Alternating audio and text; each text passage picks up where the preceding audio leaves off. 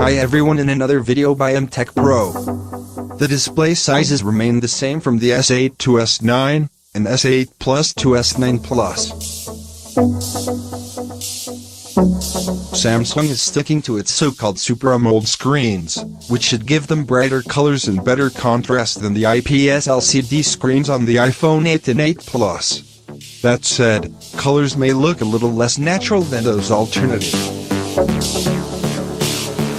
Again, the resolution of each phone's screen remains unchanged between 2017 and 2018.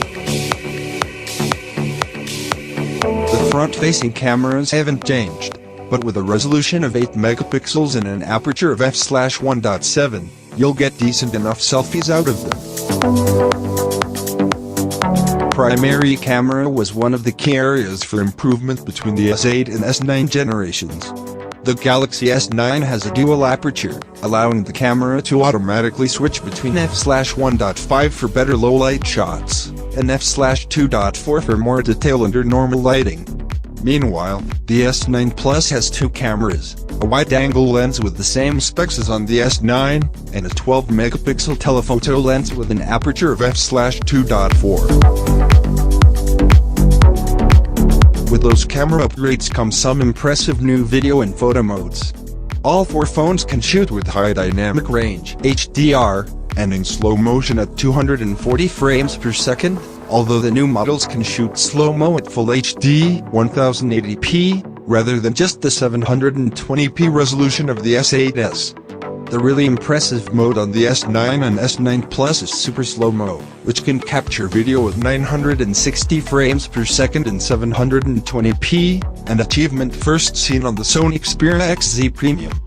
For the emoji inclined, there's also a new system that's clearly inspired by the iPhone X's Emoji mode. S9 and S9 Plus users can scan their faces to create animated Arkansas emoji of themselves to send via messages as GIFs and still images.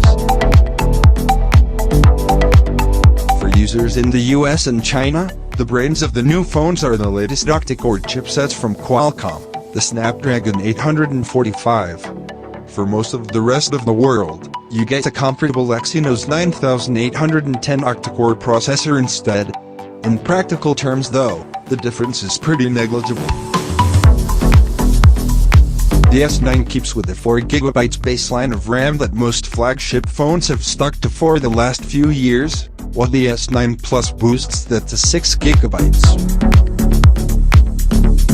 Where the Galaxy S8 phones only offered a single option of 64GB of built-in storage, the S9 and S9 Plus can be kitted out with twice or four times that amount. Black, blue and gray options are sticking around across generations, but Samsung has dropped gold and silver for a pinch of purple. All four of these Galaxy phones are encased in glass front and back and ringed with aluminum. Battery capacity hasn't changed either. The base model still sports a 3000 mAh battery, while the Plus gets 3500 mAh. If those numbers don't mean anything to you, all four phones will probably need a charge once a day with moderate use. The storage space inside all four of these Galaxies can be expanded by way of the microSD slot. The upper limit for the S8 and S8 Plus is an extra 256GB, while the S9 and S9 Plus can accommodate cards up to a mammoth 400GB.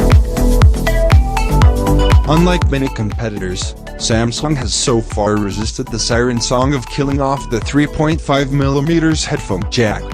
You can still use Bluetooth headphones of course, but we appreciate being given the choice.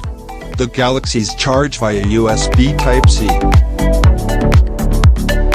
The impending release of the new models means that last year's have seen a price drop recently. The S9 and S9 Plus seem to start at the same launch prices as the S8 and S8 Plus did.